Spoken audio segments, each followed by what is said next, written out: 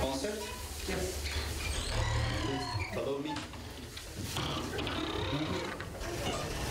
You're in the hot zone.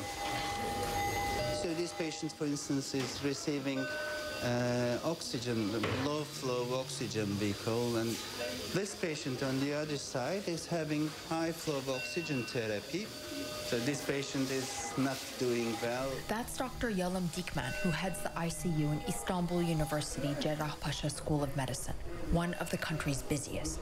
He's been an ICU doctor for 3 decades, but nothing compares to this.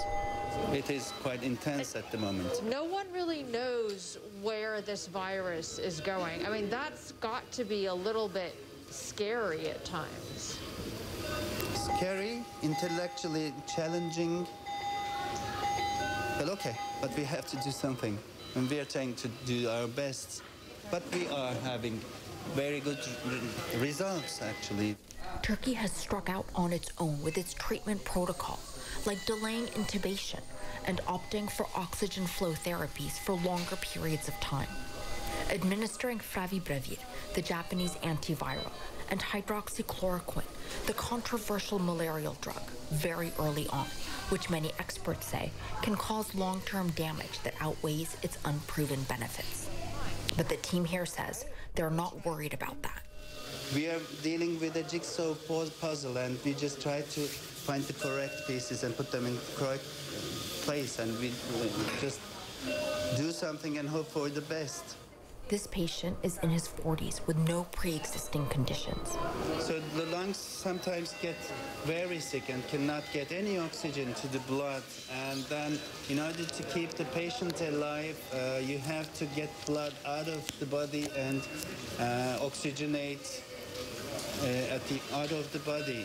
The patient's oxygenated blood is pumped back into his body. Everything about being here is just really intense. The machines are constantly going off, wearing this protective gear. And I have to say, these nurses, these doctors, they really have nerves of steel.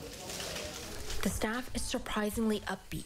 The hospital is not overwhelmed despite daily jumps in positive cases in the thousands countrywide. And this area is another intensive care unit. Now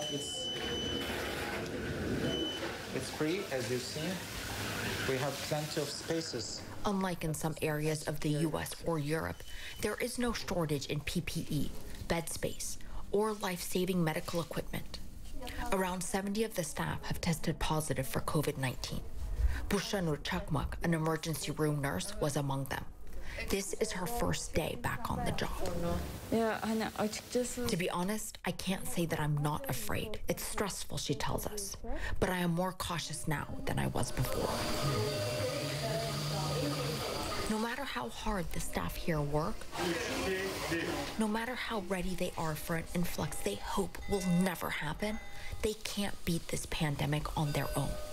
That is on all of us. Arwa Damon, CNN, Istanbul.